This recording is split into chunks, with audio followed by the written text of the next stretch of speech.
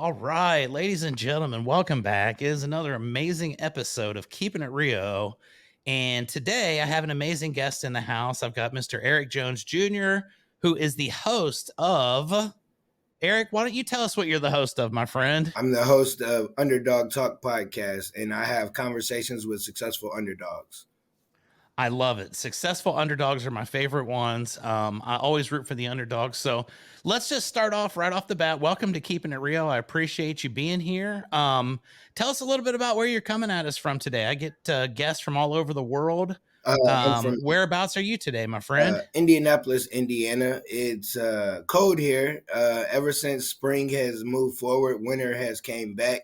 So we've had snow, we've had all kinds of stuff, but it's still good weather, I guess, for us. And I'm on spring break, so I'm enjoying chilling right now.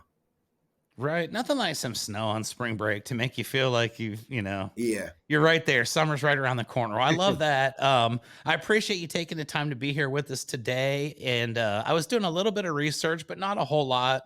I always love to meet people and then kind of organically introduce ourselves through the podcast. So I see that you're a host of your own show. Why don't you tell us a little bit about that? And that'll be a good place for us to get started. We both have our own podcast and something we've got in common we could discuss, I'm sure. Yeah. So I actually first started doing a radio show. Excuse me. It was me and my buddy, and it was going good, but the radio station kind of it wasn't the right fit for us. So we ended there, and then I was like, man, let's start a podcast. And he didn't want to. And I was like, all right, that's cool. So I started a podcast, and can't even remember what the first name of it was called, but it was when I first started motivational speaking, and it was horrible to me. Like, it was good content because it was motivational stuff, but it wasn't myself.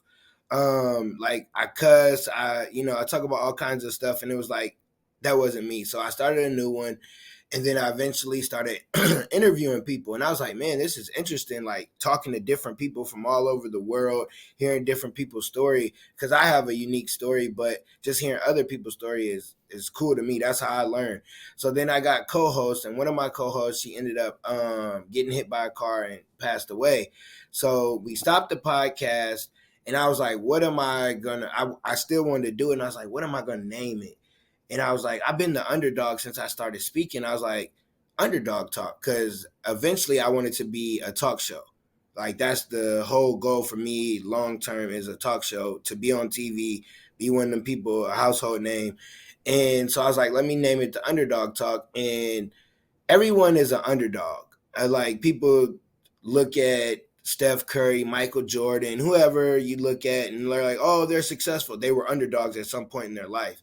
So I get people on there that can help people that want to be entrepreneurs or that want more out of life than just going to that 9 to 5. So I have people from, like, a guy I had yesterday. He does walks and talks. He talks about the history in Indiana, mainly Black history, because he's a Black man, but he talks about the history and how not just because it's Black history, it's all history. And then I had a lawyer on there. So I have all different kinds of people on the show to educate my audience, to help them become successful underdogs.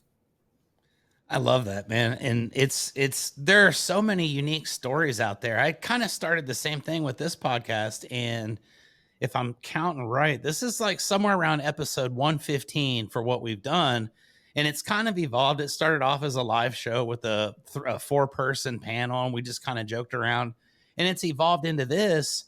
But I'm like you, Eric. I've started reaching out to people, yourself included. I mean, we literally just met like Yeah. 5 minutes ago. Yeah. And I think it's the most fun thing in the world to do. And I've had guests from all over the world. I had a magician from the United Kingdom last month coming out here in about 2 weeks. Well, it'll be like 2 weeks. Yours will be 2 weeks after this, so Yeah. it's already out, I guess, at this point. I gotta get used to that. Yeah. I had a lady in a island in the Pacific that is the most disaster-prone island in the world, Mm. and she went there just for a week vacation to kind of unwind for a week, and she ended up getting stuck there because of COVID. So, all kinds of unique guests and all kinds of unique stories. And I'm like you, this started off as kind of a different thing than what it is now. But as we continue to go and I start to really meet more people and get more stories and grow my audience, I started to realize this is the fun part, is learning about people's backstories, learning about how they've overcome adversity, or, I've had best-selling authors on here. I've had Elvis impersonators and everything in between. Um, Let me ask you this, because I don't want to get too far off subject, but your starting point was a radio show. Yeah. And this is something that always interested me. And this is why I have this podcast as well. Because as a little kid, I always kind of wanted to be one of those guys, like I liked Howard Stern when I was younger. And I liked that being on the radio thing. How do you go about getting a radio show? I'm guessing you just said it yourself and a buddy. So it's like, how does that how does that work? Like if I was going to go try to find myself a radio show to put out there, what's the best way to go about doing that? What's your story behind that? How did that happen? It actually happened because I did an interview. So my ex-wife, she knew someone, one of her friends she worked with had a radio show, and she was like, we had just started a mentor program. So we, went on there talking about the mentor program, and they just liked the energy and liked what we had to bring. And they were like, well, we have a show opening. And we, went back to the lab and came up with an idea. It was called Chatting with the Fellas because it was just us, chatting. And I think the way to go about it is because a lot of radio stations are more online, so you don't necessarily have to maybe be there, or we went to an actual radio station, but you just reach out and have everything. It's kind of like a podcast, I would say, like the setup of it, and just present it to them. And if it's good, they'll put you on the, you'll have a radio show. And it was pretty dope because we had the Facebook Live. We had people from all over, listening to us. And that was just the start of things. And it's the crazy thing, like you, when I was a kid, me and my best friend, when I was a kid, we were like, we're going to get a radio show. We didn't know how. We were just talking. And I remember when I got the radio show, I was like, man, I remember I said this when I was a kid. And, podcast kind of took over radio. And that's how I kind of ended up where I'm at. But I would say if you want to get on a radio show, it just have what you want to talk about, have, your audience, have everything that you need, and just present it to the radio. And if they like what you bring, then you'll be able to get on the show. There you go. I never really thought it was that easy. I thought you'd have to do a whole bunch of I stuff thought and it go I through a thought bunch it of was too. education and all that, but Yeah. I think that's pretty amazing, quite frankly. And it's cool that you started off that way. With the podcast and all that, you've obviously got an opportunity to reach a larger number of people than if you were just doing things individually. But tell me a little bit outside of your podcast. The underdog concept is awesome. Tell me your underdog story. What is Eric's story that makes the underdog so appealing to him? I was born the underdog. I was born with, it's called a rare disease called club hands. So my arms are shorter than everybody else's. So if you look at them, like they look different than everyone else's. For those that are watching, you'll see, and those that are listening, you just have to go and check it out on video. But everyone has two main bones. Two bones in their arm, and I don't have the radius bone. That's the main bone. So it wasn't genetic. It wasn't something that happened with my mom. It was just God was like, hey, I choose you to be one out of a million people to be born this way. So I've had to have surgery since I was 6 months old, all the way until I was 17 years old. I was bullied, tried to attempt to commit suicide when I was younger, just because I didn't really like life. And I think I lived in a small town, so everyone was like knew me. It wasn't like I was someone different or someone new, but it just people didn't understand like how hard it was to be born with it. Like sometimes people would treat me just as a regular human because I could do everything they could do, but they didn't realize the back part of it, like the pain that I dealt with, or there's kids bullying me, or people not giving me opportunity because I look different. So I learned how to play basketball, and I taught myself how to play because I just love basketball. And so since I'm good on the basketball court, I translate it into real life, and it's like you can doubt me all you want to, but I know what I'm capable of. And I would love when people wouldn't pick me on the court. They pick my friends, be like, oh, we got five. I'm like, I got next. Because I'm going to bust your ass just because you didn't want to choose me because you looked at me a certain way. And that's how I take life. It's like people look at me like, oh, who is this guy? Oh, I'm him. I'm that guy. I don't try to toot my own horn, but if you don't have that confidence when you walk in a room and people look at you different or treat you different, then you'll not have that confidence and you might miss opportunities. So the underdog is just me being able to overcome my disability and overcome not being able to get jobs unless I knew someone, not being able to get Social Security when I'm born with a disability. That's like if you were to work a job, right? You got hurt, you would get a disability check. But the guy that's born with the disability, oh, you can work more hours than you're supposed to work, so you can't get a check. What? But I can't get a real job because no one wants to hire me, but you don't want to give me no assistance. So just having the odds against me my whole life and understanding that I can create anything that I want to do and not have to wait on someone else is like the underdog for me. Like I never knew what I was going to do as a kid, but I knew I was going to be an entrepreneur. I'm not there yet, but it's coming because I'm a teacher. And I think just having that mindset that you can create anything you want, no matter what you look like, no matter your circumstance, no matter where you come from, you can do it if you put the effort in, you put the heart in. And my slogan is you can measure my arms, but you can't measure my heart. Because I don't care how big you are, how strong you are, we get on that basketball court, we going toe to toe, and it's not going to be easy for you. So that's my underdog story in a short summary.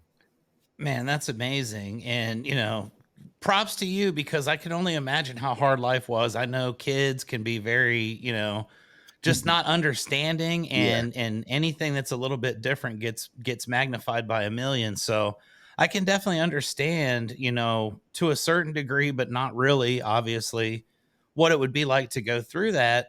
But let me ask you this. Okay, obviously life was tough, and it's not always about having a positive mentality. And as a human being, it's tough to maintain a positive mindset all the time, especially when things that are beyond your control are what are being focused, and focused upon, and what are being magnified.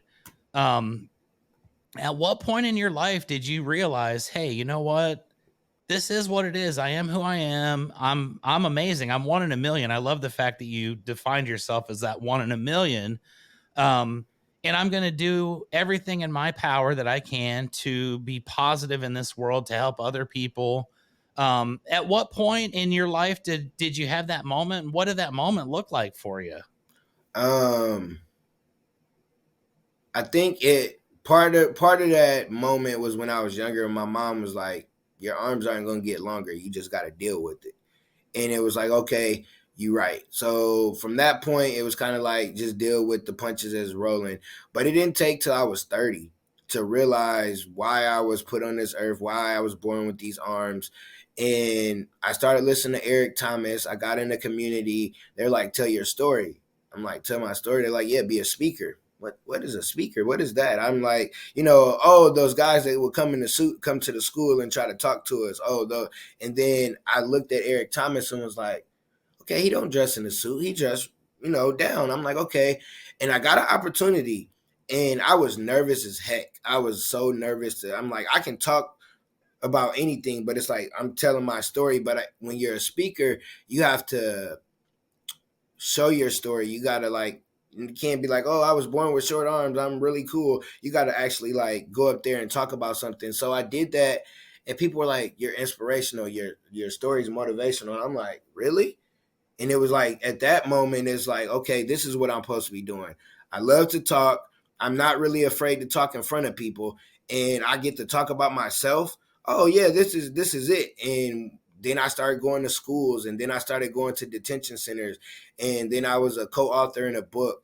Then I got to travel places, and it was like, oh, this is cool. I really like this. Like I can talk, and I can talk how I want to talk. When you're a teacher, you somewhat got restrictions on what you can say and how you can say it. But when you got your own stuff, that's why I created my own podcast, because I wanted to be able to talk my own talk. So those were the moments. My mom telling me that my arms aren't going to change, and then me speaking and people coming up and saying that I was an inspiration to them. Man, I love that. So let's talk about that first speaking engagement, because obviously that's a scary moment. Mine was a couple years ago. I did it, and it sparked a huge change in me. I lost a whole bunch of weight because I didn't like the way that I looked in the picture. Um, so I can understand to a degree, okay, hey, this is something that I want to be the absolute best. I want to be ready for. It's nerve wracking as heck, right? Because you don't really know how things are going to go until you're in that moment and it starts going. And I've seen people freeze. I've seen people get up there and just start babbling. I've been that guy.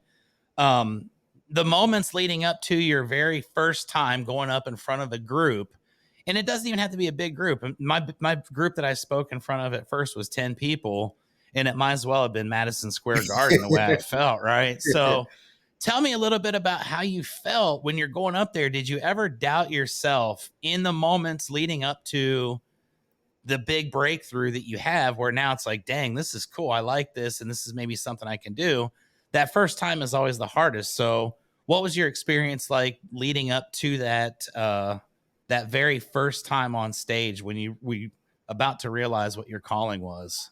Um, I remember I was working on, because I'm the type of person that I can't write something, read it, and remember it. I just give me a topic and I can kind of go and do it. So I just remember going over my story and like getting key points to bring out and to talk about. And I would go over it with my family. They were my audience at first. So they were my first audience. My son was real. He was like 2. My daughter was like 10, and then my ex-wife. So they were my first audience. So I would practice, and I kept, just working on it to get it out. And then when I went up there, I was nervous. I didn't know any of the people. Like the lady I met, I'm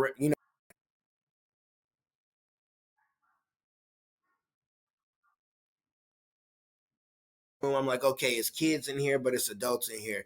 And I just went up there sweating. Like, I see why preachers sweat, because I sweat when I talk. And so I just went up there and I just said what I practiced with the family. And it was like, when it was over, it's like, whew, okay. And then it was like the people started coming up, and it was like, oh, I did a good job. Because we're our biggest critics, and I think every speech I've done, even the ones that are fire, I think I could have done better. So I know now what I could have done better. Um, but I would say the only thing that the nervousness, I stayed in one spot.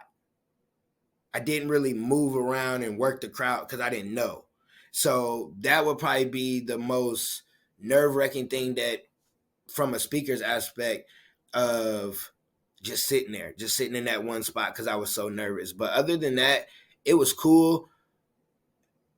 But I was still like, don't mess up. But no one knows if I messed up. So I think, I don't know. I think it was a good moment, but I was nervous as all get up, sweating, and just I froze in that moment to sit in that one spot. I think that's what happens to a lot of people. And I remember being the same exact way. And I watched it after the fact and was like, man, you stood there like the whole time, you didn't move. But it's cool because you get the first one out of the way and you can sit back and say, all right, look, I can actually do that. I just did it.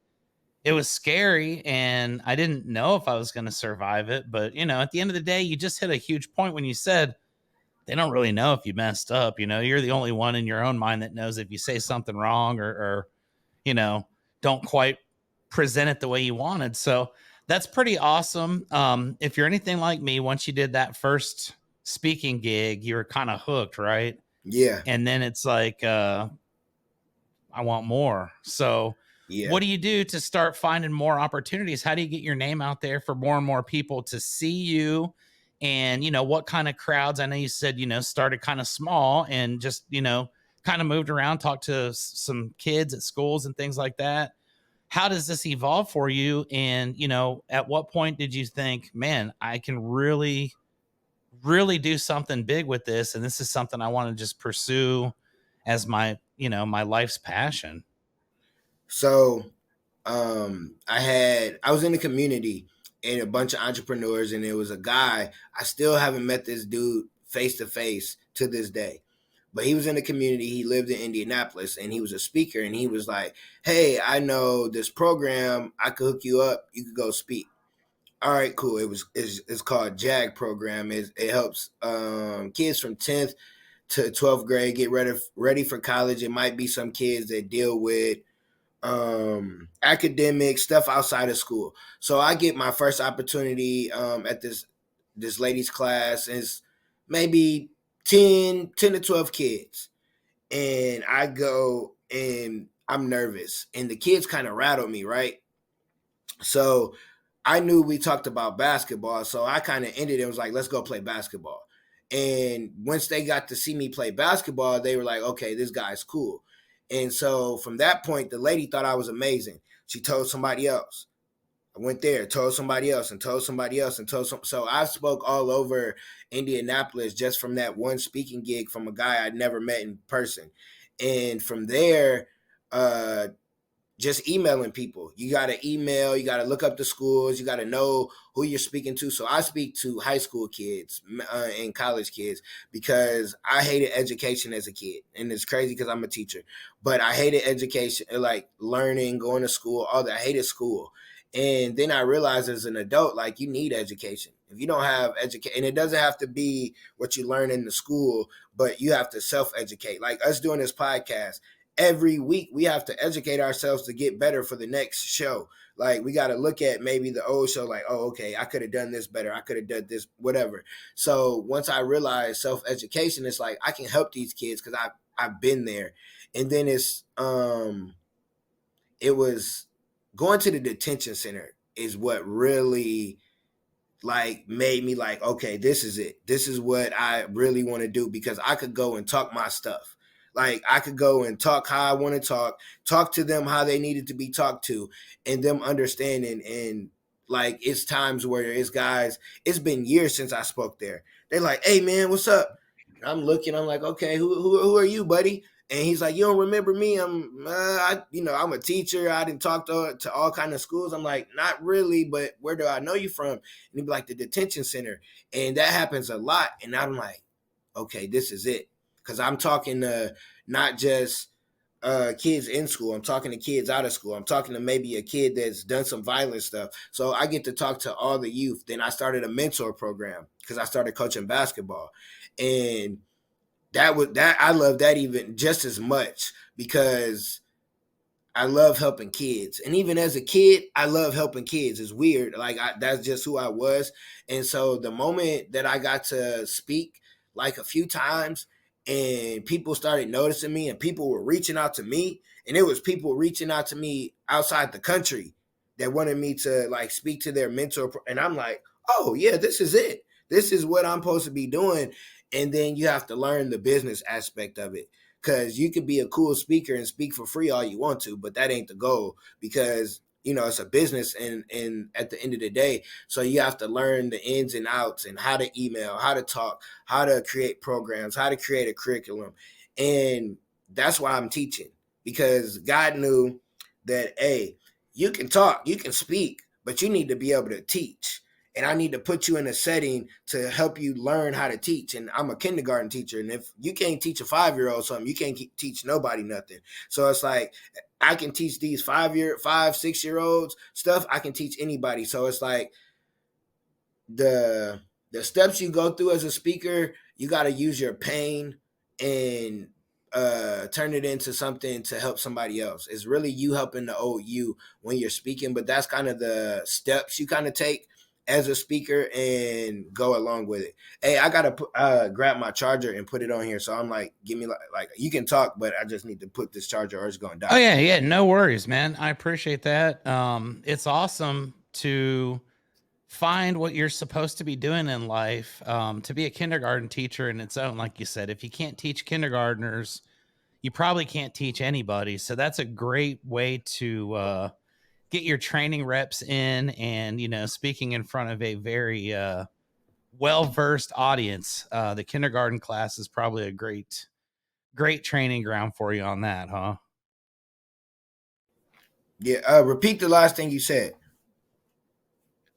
I just said, having a class full of kindergartners is probably one of the best ways that you can practice your public speaking because That's a crowd right there, and I thought it was pretty cool that you said, you if you can't teach a kindergartner, you can't teach anybody.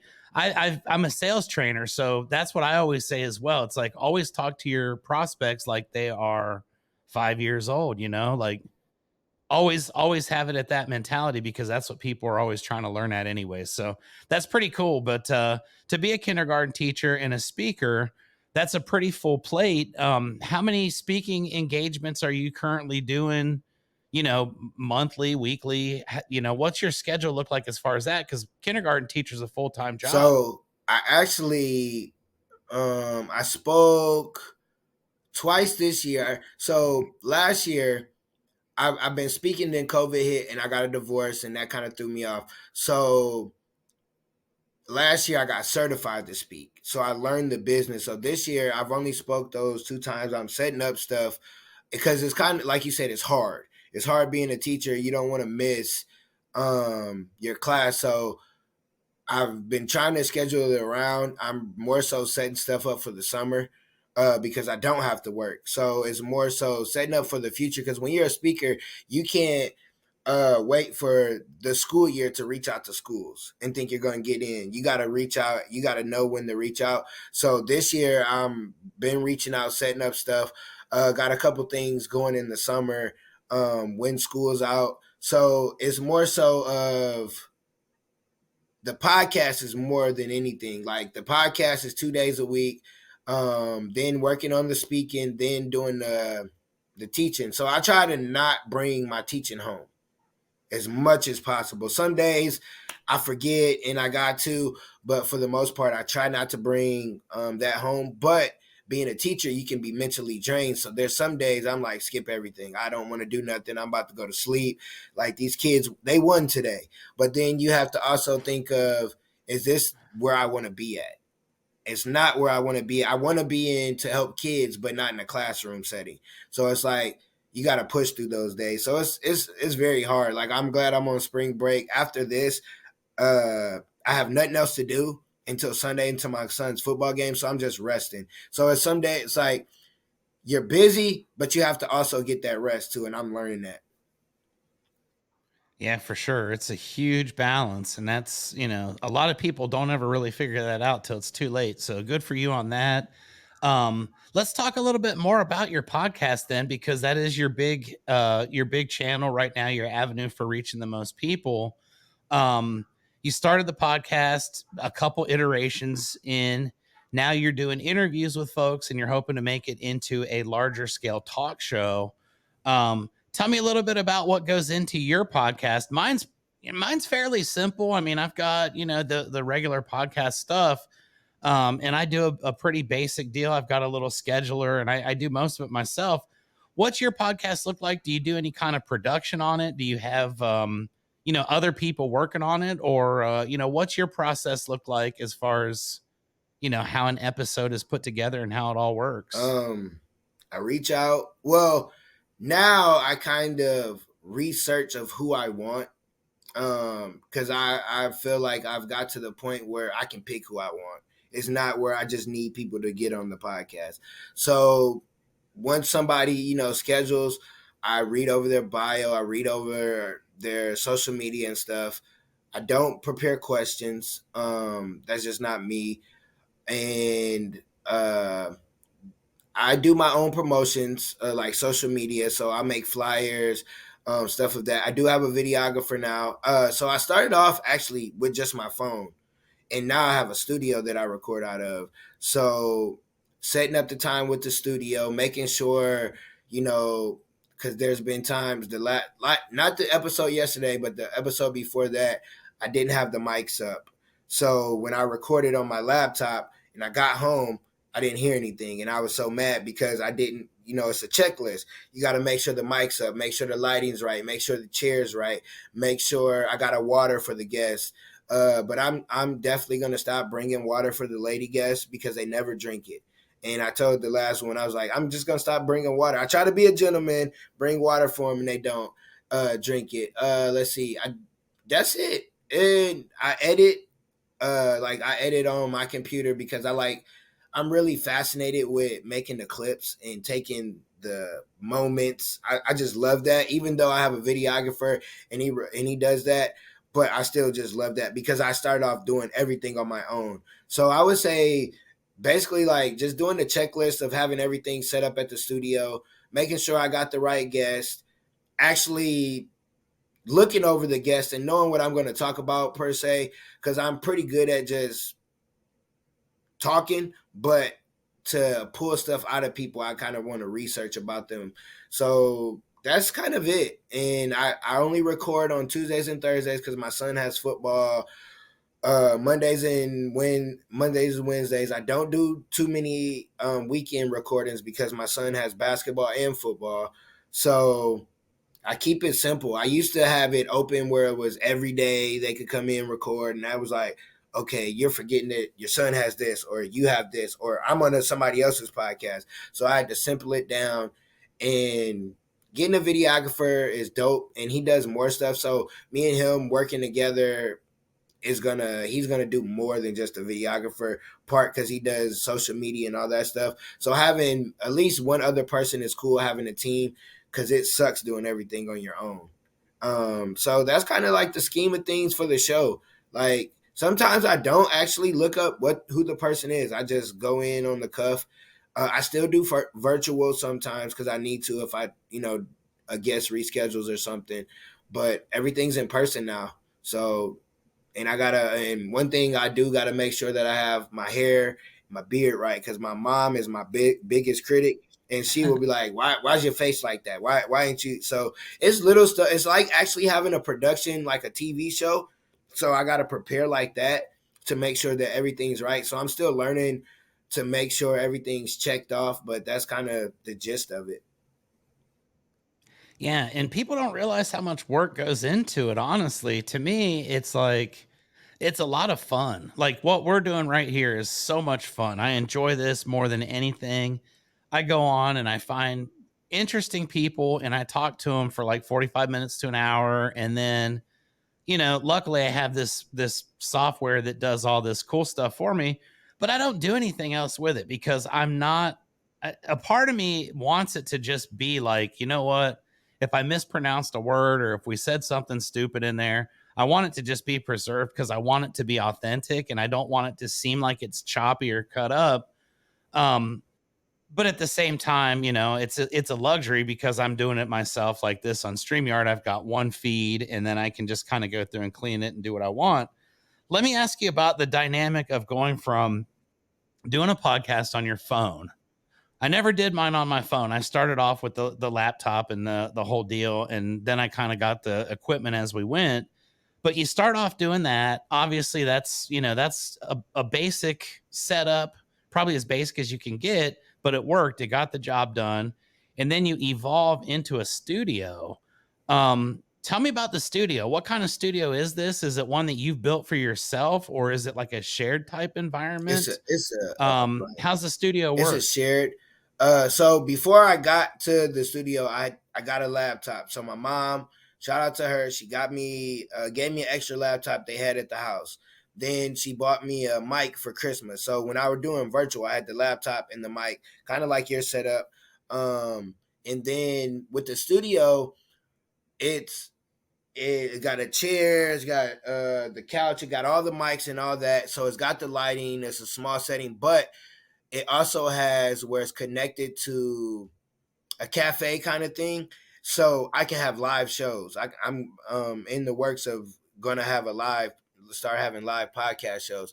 So it's shared. I've never seen anybody else there but me, so I don't know when the other people, I see the head guys there, but I've never seen another show there. I know another guy does one. That's how I found out about that studio. But it's a nice space. It was furnished and it's affordable because I went to checked out some other places and it's close to me, and it's close to it's downtown, so it's not nowhere crazy or anything like that. Like people are comfortable to come in there, and it's a nice space. I can utilize the building. Like they have basketball court, they have other stuff in there, so it's a nice setup.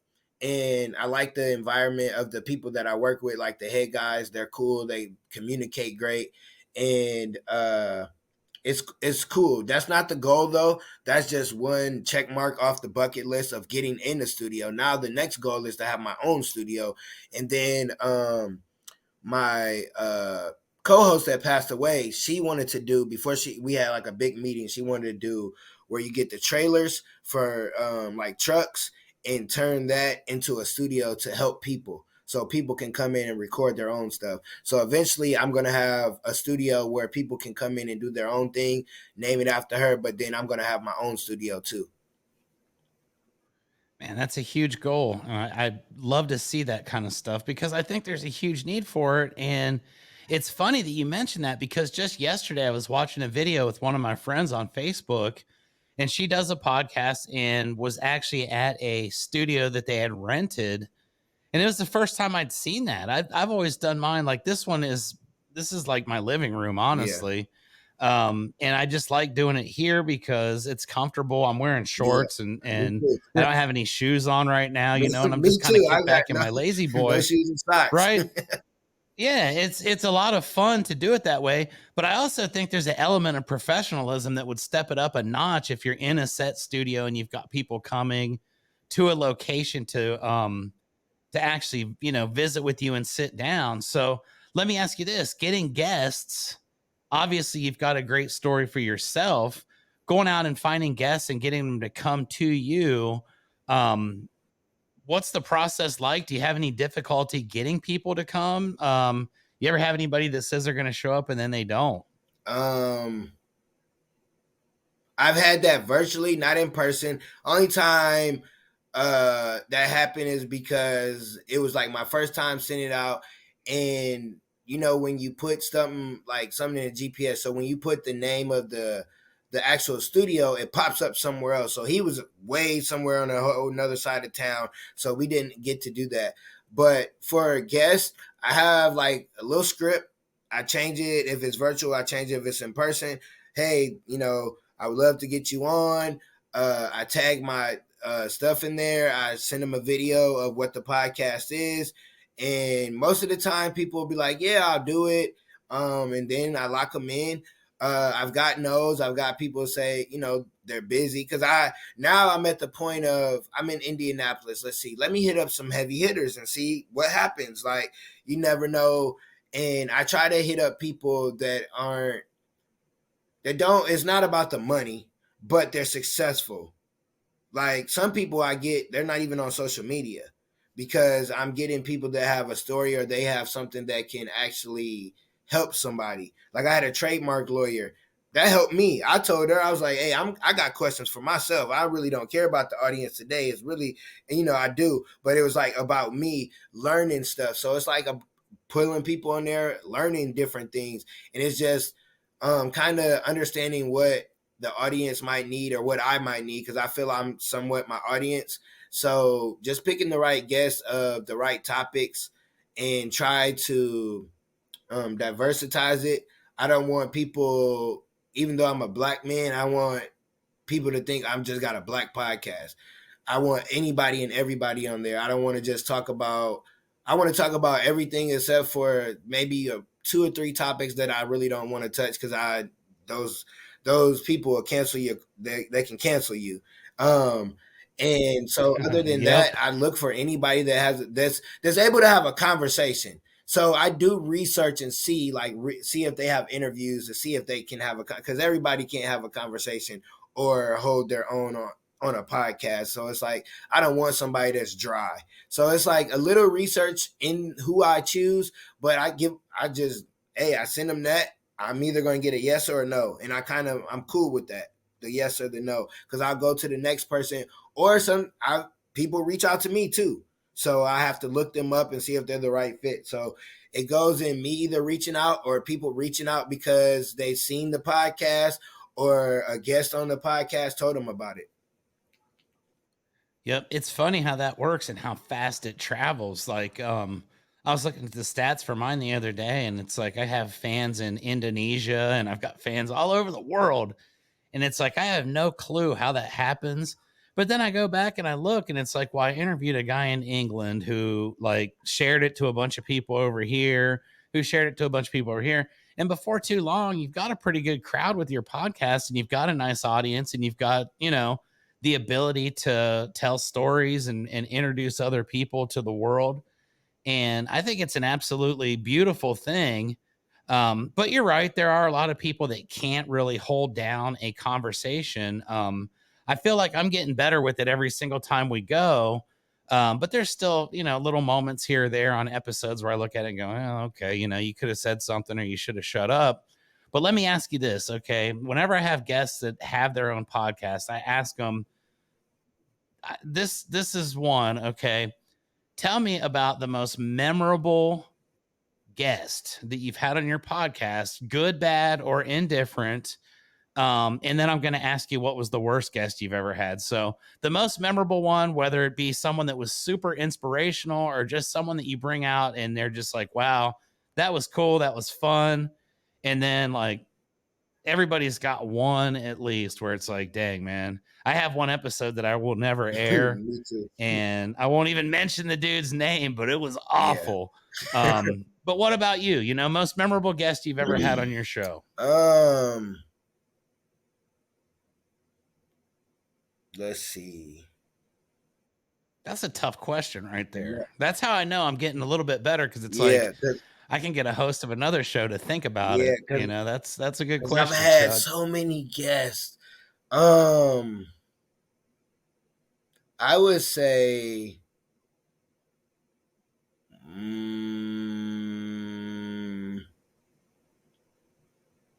I'm gonna say my mom. I had her on Nice. one, and the reason is because she's not like she's a talker, but she's not. But just to have her on and her being my biggest supporter and her actually like wanting to be on the show, not just sometimes your family like they root for you, but her to want to be on there, I think that was dope. But other than her, ooh we Right. It makes you go back and think yeah, I'm about it. And thinking it's like about if a someone lot of asked me that guests. question, what was your most unique guest? I'm like, No, dang, I don't I know. I'm Like gonna I had a say, mortician one time that's a professional oh wrestler yeah. and he called himself the Ooh. $1 million mortician. I had a 17-year-old Elvis impersonator one time. I've had people that own $100 million businesses. And it's like, dude, I don't know who the most interesting. I think the most interesting person on my show ever is just me, but Yeah.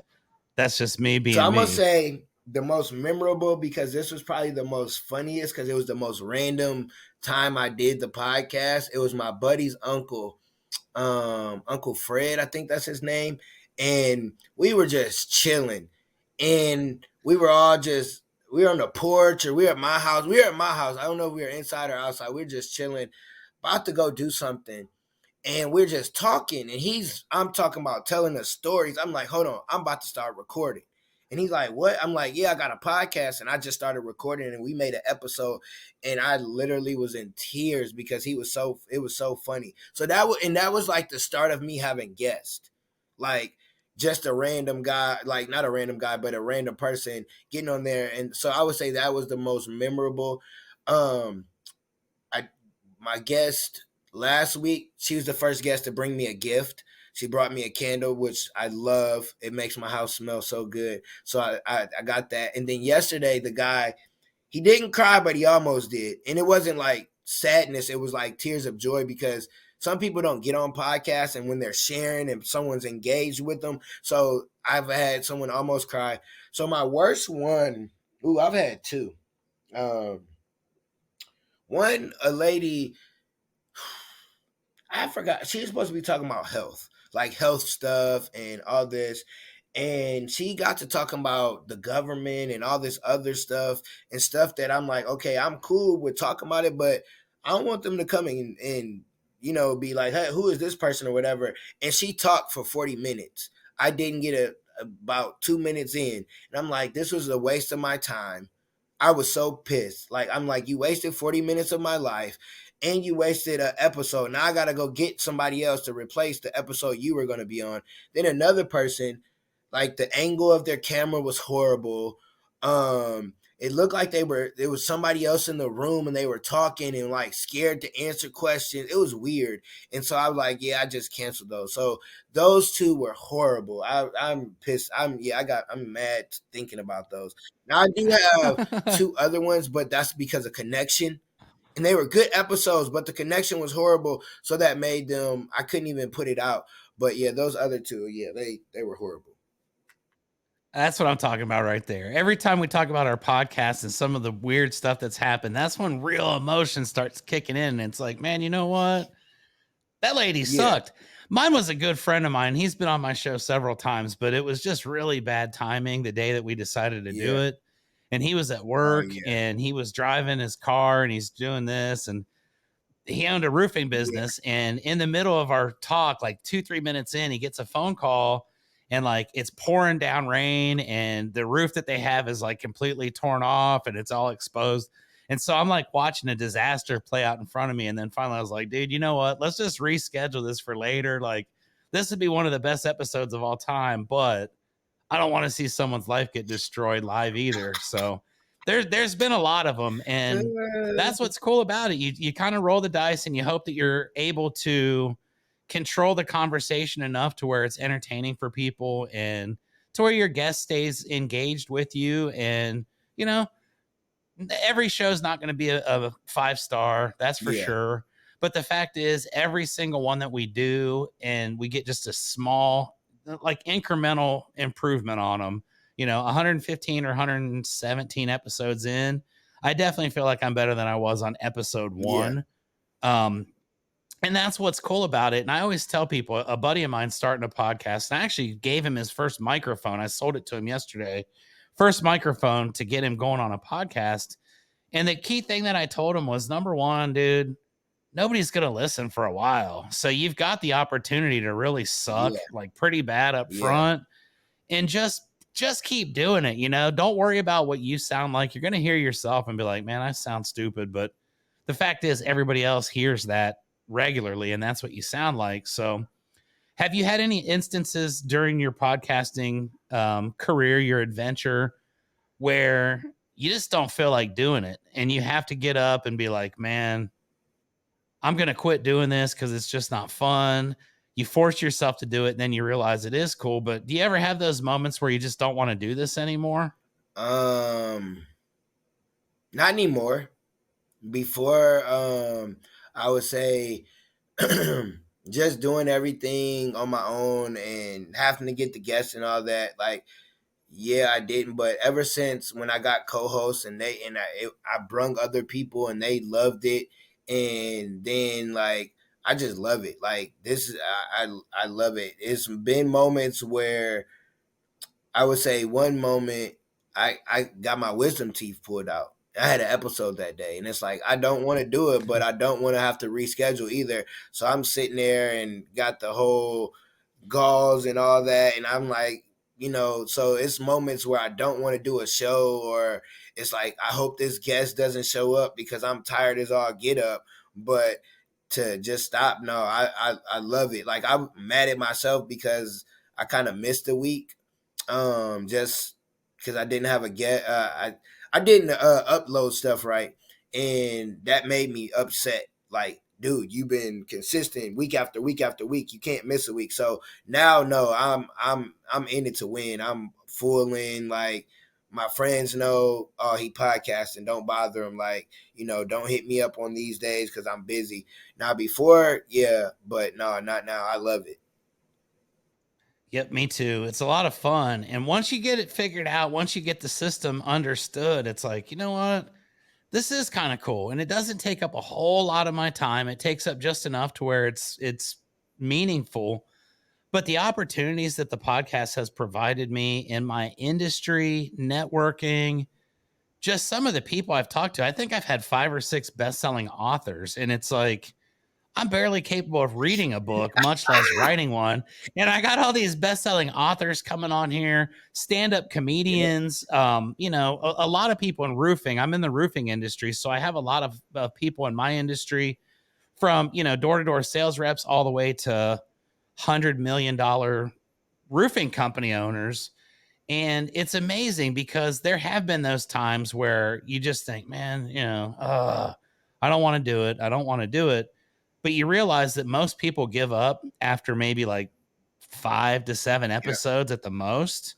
And it's like once you get past that is when people start to recognize you. You know, nobody really cares about the guy that did 3 or 5 Yeah. episodes. No matter how good they were, it's just not consistent. And sometimes throwing a bunch of garbage out there is equally beneficial to you for just getting the reps, getting in front of people, getting more comfort. And once you start doing 25, 50, 75, I think 100 was the big thing that I was like, man, I don't know, am I going to get to 100?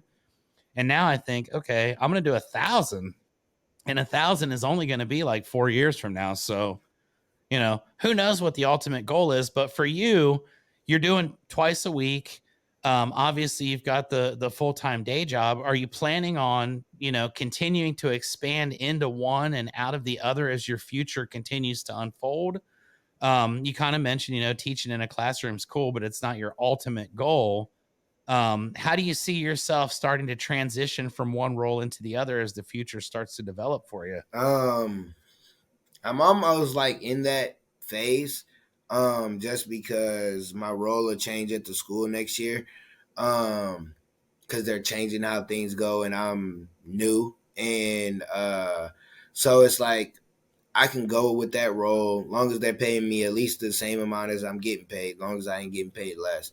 I could go with that role, or I could really dive into the speaking and the podcasting, because you can make money off podcasting, you can make money off speaking, and those are the things that those are the things that wake me up and make me want to go. Like, not saying that teaching doesn't, has nothing to do with the kids. It's the whole other, the logistics and all the other stuff.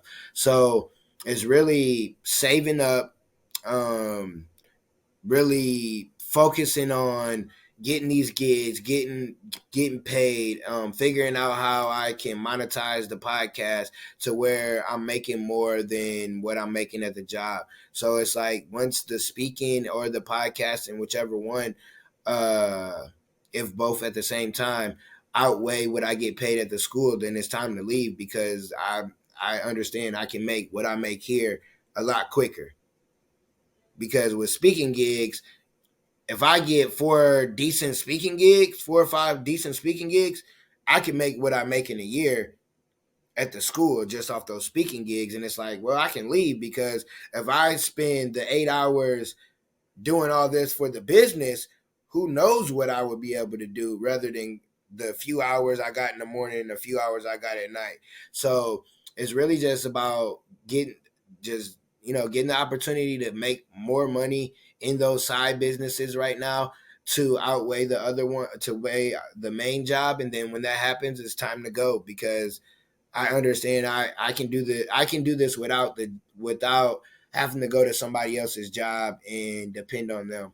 And it's kind of scary, because when you have a job, you kind of have that net. Like, okay, if I don't get any speaking gigs this month, I'm good, because I still got a paycheck.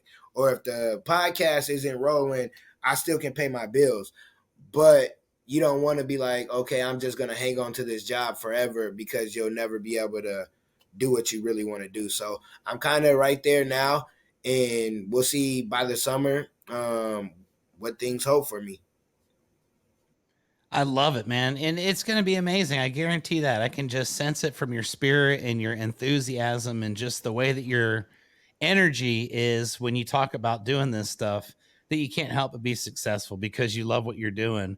We're getting up here. It's been 50, almost 54 minutes. And I say, I like to keep them around an hour. So we'll kind of wind down a little bit. I've got two final things I wanted to ask you about. Number one, we'll just ask, hey, I'd like to share your program and your message with my audience as well. I've got a pretty diverse podcast audience that's really all over the world. So if anybody wants to follow Eric Jones Jr. and Underdog and understand your journey and follow you and become a fan and support you as you continue to go, what are some of the ways that the audience can do that? On social media, Eric Jones Jr. speaks. If you type in Underdog Talk, and Underdog is spelled UNDERDAWG Talk, I'll pop up. You can email me at Eric Jones Jr. Speaks at Gmail. I'm working on a website at the moment for my speaking. The podcast is on all platforms, but I do have like a one cheater. So if like you email me or reach out to me on social media, we can talk more on the speaking tip if that's what you want to speak on, or if you want to possibly be a guest, or if you got feedback. If I'm doing something wrong on the show and you listen, let me know. I'm for all, all feedback, because I feel like all feedback is good feedback. So those are the ways that you can reach me. Really, just type in Underdog Talk or Eric Jones Jr. Speaks. Awesome. Okay, so to finish it up, I always like to have a unique, final ending question that's relative to your life story and what you're doing. And I think for you, you've got a very inspirational story. Like you say, since birth, you've kind of had the opportunity to be a little bit different, and you've taken that and just absolutely run with it. And along the way, I'm sure you've had people, like you said, you see people from the detention center years after the fact, and they come up to you. They remember the impact that you had on them.